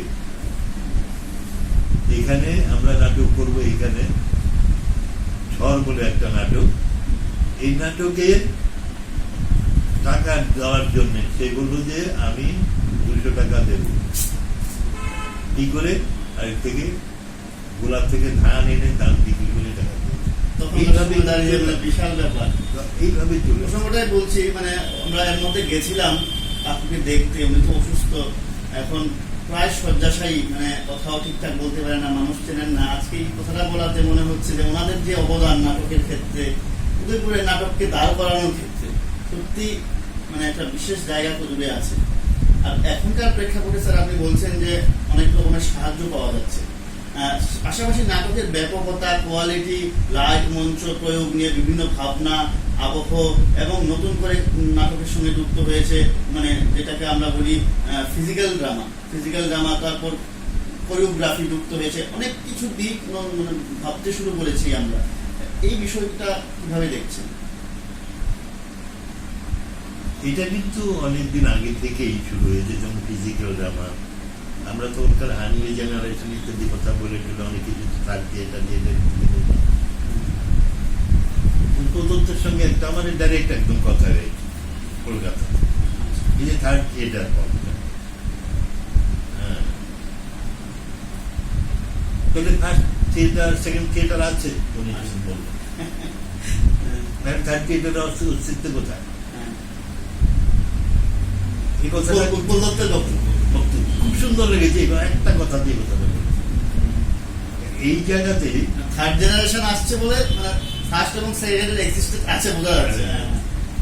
এই জন্য বলছে যে 3rd এর পরও আসবে, আরো আসবে, অনেক কিছুই আসবে, অনেক কিছুই চিন্তা ভাবনা নতুনত্ব ভাবনা অনেক কিছু, যেমন আমাদের পাল্লা দিতে হচ্ছে টিভি, সিনেমা, সঙ্গে নাটকে যদি তাদের সঙ্গে পাল্লা দিতে হয় আমাদের চিন্তা ভাবনা অনেকটাই আরো নতুন দিক দিতে হবে। প্রফেশনাল ভাবে কাজ করতে হবে। যেমন রাজস্থান থেকে এক ফ্যাকাল্টি এসেছিল ওয়ার্কশপের মধ্যে, উনি ওয়ার্কশপে বলছিল উনি হিন্দি আর ইংরেজিও ভাঙা ভাঙা বলতে পারে, আর হিন্দিটাই বলতে পারে, কিন্তু বাংলা তো বলতেই পারে না। এর মধ্যে আমাকে আগে ইংরেজিতে ভেবে বলছে আপনি এটা বাংলাটা শিখে দেবো। উনি বললেন যে প্রথম ওনার ইয়েটি হচ্ছে আমাদের হাইটটা হচ্ছে এখন টিভির সঙ্গে স্টেজ মঞ্চ নাটক,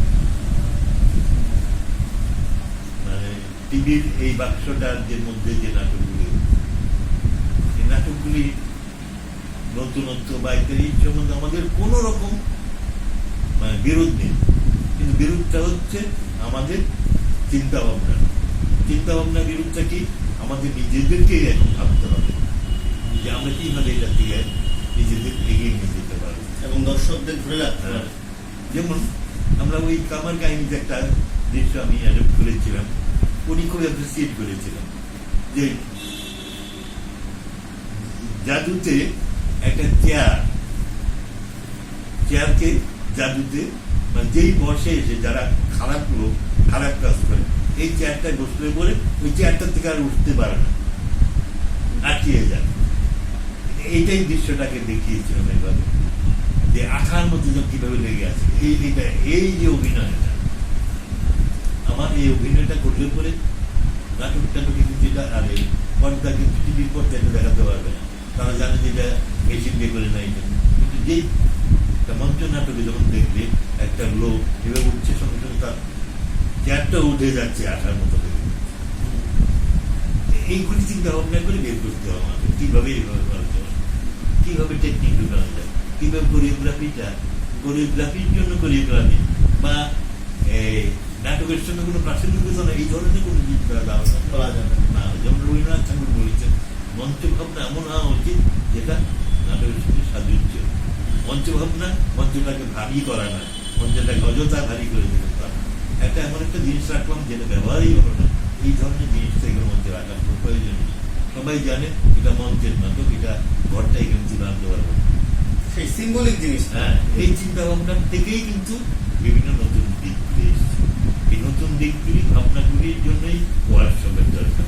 এই ওয়ার্কশপ থেকে কিন্তু নতুন দিক পাবো, নতুন নতুন ওয়ার্কশপগুলি থেকে এই চিন্তা ভাবনা নিয়ে এখন এর নাটকগুলি এগিয়ে যাচ্ছে।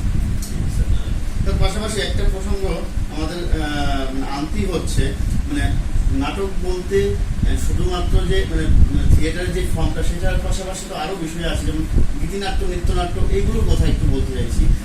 ওই সময়টার মধ্যে রবীন্দ্র পরিষদ কেন্দ্রিক চর্চা এবং পাশাপাশি অন্যদেরও একটা বিষয় ছিল, কিন্তু মূলত পরিষদের বিষয়, মানে ওই সময় তো আপনি যুক্ত ছিলেন পরিষদের সঙ্গে, এবং স্টিল না এখন আমরা যে ঘরে কথা বলছি সেই ঘরটাও পরিষদের একটি করা আপনার বসার ঘর।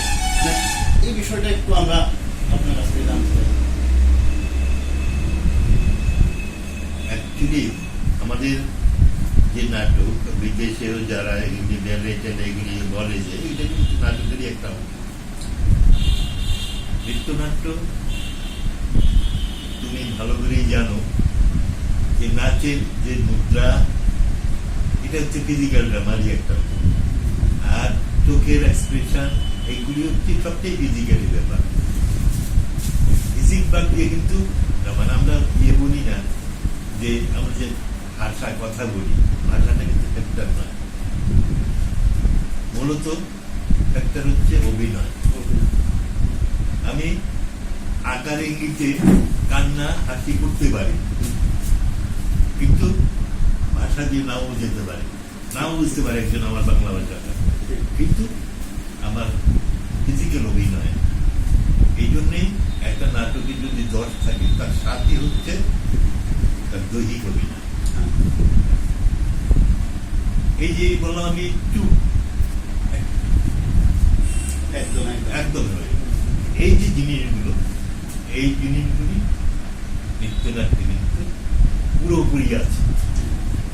কারণ নৃত্যনাট্যে কথাগুলি নেই, কথাগুলি আছে বাইরে থেকে বলছে এই করতে, যারা অভিনয় করছে তারা হয়তো বা কথাটা বলছে না, তারা কিন্তু তো বলছে। পাশাপাশি কেউ না কারা আজকে বলছে।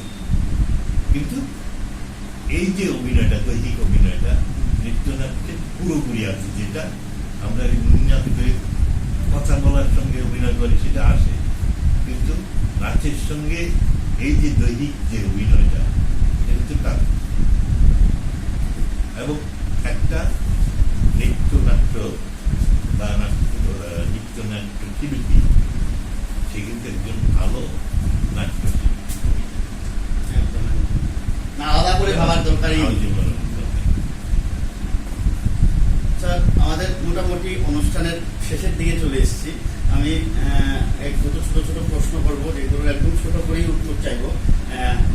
আমি আপনার কাছ থেকে যেটা এতক্ষণ আলোচনা করে জানতে পারলাম, না একটা দীর্ঘ সময় উদয়পুরের থিয়েটারের সঙ্গে, থিয়েটারের কাজের সঙ্গে আপনি দেখেছেন বিভিন্ন উত্থান পতন, বর্তমান পরিস্থিতি আপনার মানে পুরোপুরিভাবে আপনি যুক্ত আছেন। নাটক নিয়মিত কোনো অনুষ্ঠান করে দেখতে যাচ্ছেন বা কারোর নিমন্ত্রণে অনুষ্ঠানে উদ্বোধন বা বিভিন্ন কাজের সঙ্গে আপনি যুক্ত আছেন, আয়োজক সংগঠক হিসেবে, পৃষ্ঠপোষক হিসেবে। যে বিষয়টা বলবো, আপনার যদি মনে হয় যে উদয়পুরের নাটকের ক্ষেত্রে সবচেয়ে বেশি সমস্যা বর্তমান অবস্থায় ফেস করতে হচ্ছে, সেটা কোনটা বলবেন? একটা নির্দিষ্ট বলবেন।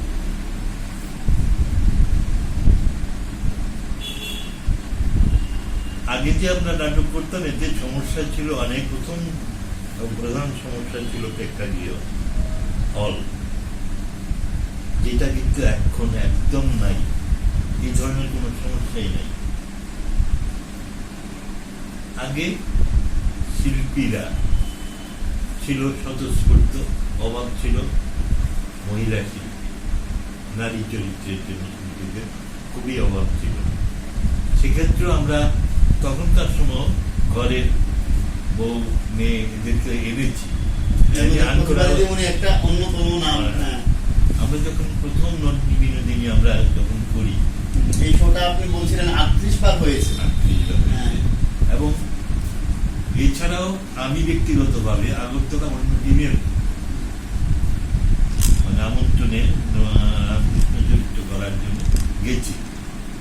রাষ্ট্র বিশালগড়ে একটা আমন্ত্রণে গেছি, বাংলা আমন্ত্রণে, সেখানে একটা অনুষ্ঠান হয়েছিল, সেইখানে গিয়ে করেছি।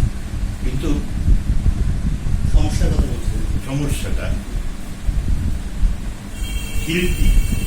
শিল্পী সমস্যা তখন অভাব অনটনটা ছিল বেশি। বর্তমানে যে অভাব অনটন নেই তা নয়। আমি একটা কথাই বলবো, যে জিনিসটা বলেছো তুমি, যে একটা কথাই বলবো আর্থিক সমস্যা। শিল্পীদের আর্থিক সমস্যাই এই দিক থেকে সরিয়ে দিচ্ছে। একদম স্যার, মানে যারা যুক্ত আছে তারা তো দেখছেই মানে বিষয়টা।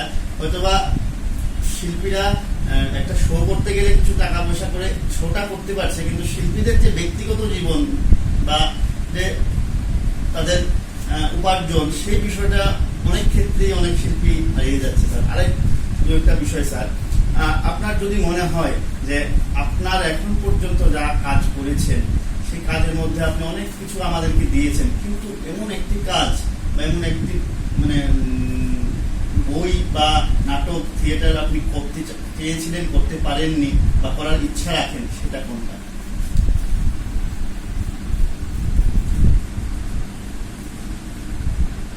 আমি যতগুলি নাটক করেছি অনেকগুলি নামও বলতে পারবো না। নাম বলতে না পারলে হয়তো অনেকেই যারা জানেন ওরা বলবেন যে মাইটার কথা বললো না কেন। হ্যাঁ, এই জন্যই যাচ্ছি না বিশ্লেষণে। তবে আমার নাটক করার ইচ্ছা আমার ছোটবেলা থেকেই যাই হোক, আমার যেই ইয়েতে আমি জন্ম নিয়েছি এটা সাংস্কৃতিক পরিমণ্ডলের মধ্যে আমার দাদা, আমার ভাইজি, আমার ভাইপো, এরা সবাই কিন্তু নাটকের সঙ্গে বা সংস্কৃতির সঙ্গে জড়িত। কালকে ছিল আমার ভাইজি, বললো যে আমরা তো সবাই আছি, আমরা সবাই মিলে একটা কিছু করি না। একদম স্যার, এই বছর আমাদের পঞ্চদ্বীপের 50 বছর স্যার।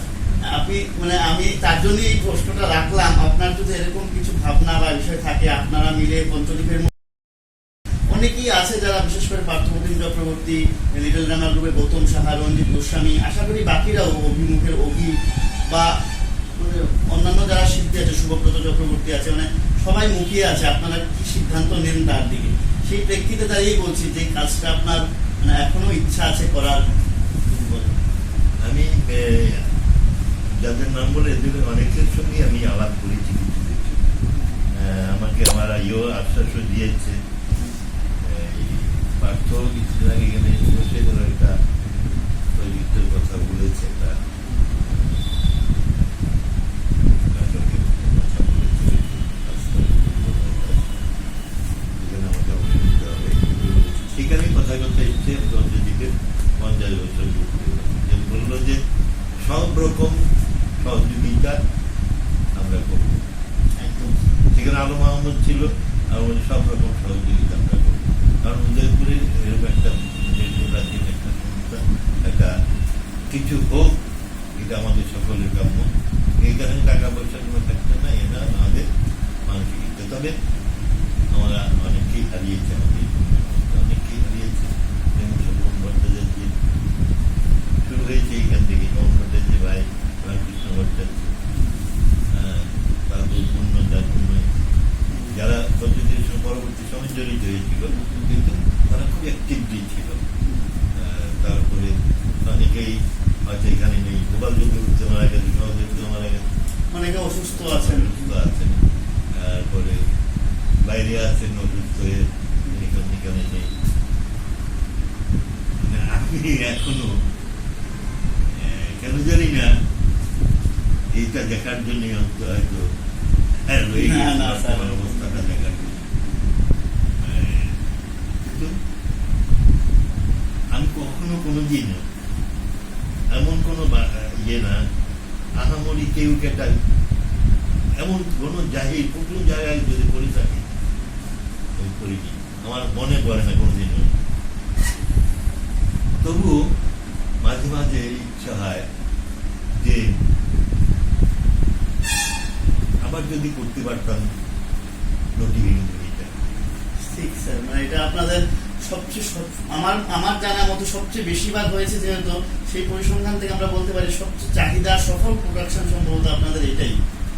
আরেকটা আছে শাস্তি, এটা আমার মনে আছে ইয়েতে খুবই টাফ একটা কম্পিটিশন চলছে কয়েকটি, কলকাতা থেকে 3টে না 4টে টিম, এরপরে আসাম থেকে মানে শিলচর থেকে এসছে, এর মধ্যে উদয়পুরের 2টা টিম, রূপকার পঞ্চদ্বীপ, রূপকারের কিরাত, পঞ্চদ্বীপের শাস্তি। কিরকম একটা ব্যাপার ছিল, মানে ভাবতেই মানে আনন্দ।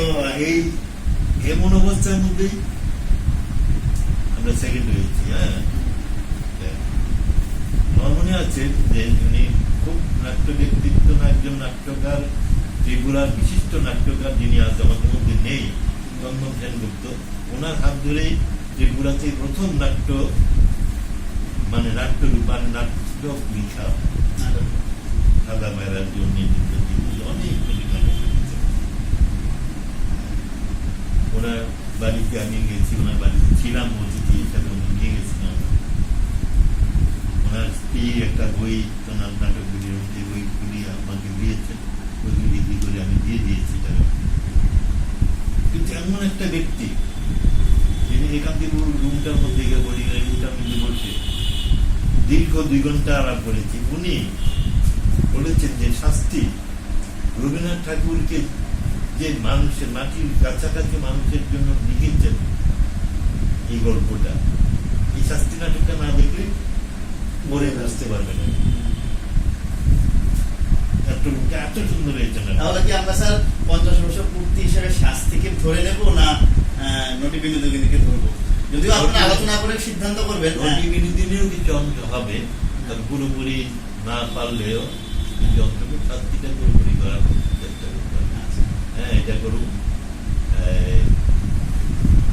কারণ কি হয়তো পঞ্চদ্বীপের 50 বছর পর্যন্ত মানে উৎসব যখন হবে তখন তো থাকবো কিনা জানি না। অবশ্যই এটা স্যার, থাকতে এই হবে। হ্যাঁ। ইচ্ছাটা পূরণ করে যেতে পারলে থাকতেই হবে। ঠিক স্যার, আমাদেরও ভালো লাগবে স্যার। আর উদয়পুরে মানে আমার দেখা নাটকের পরিচালনায় আমাদের উদয়পুরে আগরতলা থেকে এসে এখানে নাটকের পরিচালনা করেছেন, এখানে কর্মসূত্রে এখানে এসেছিলেন, এরকম করেছেন আরাধন দত্ত, উনি এখনো আছেন জীবিত আগরতলা। তারপরে বিভু ভট্টাচার্য, তবে ওদের এখানে বলবো না, কারণ আমি উদয়পুরের যেহেতু উদয়পুরেরই একজনের নাম আমার না বললে না হয়। মানে উনি খুব নিজেকে গুটিয়ে রেখেছেন, কিন্তু সার্বিক অর্থে পরিচালক বলতে যার কথা বলতে চাই উনি সূর্যকান্তি কুমার চক্রবর্তী। অন্যরা রাখতে পারেন এবছর সমসাময়িক আছে, ঠিকই আছে, কিন্তু আমার দেখা বা জানার মধ্যে আছে। আর অভিনেতা অভিনেতার মধ্যে বলতে গেলে উনি ভালো পরিচালক এবং নতুন দিক এনেছেন রিক্রিয়েশন সেন্টারে। অমৃত সিং অভিনেতা ভালো অভিনেতা, আর অভিনেত্রী তো তুলসীরা দেবী, তুলসীরা ভট্টাচার্য।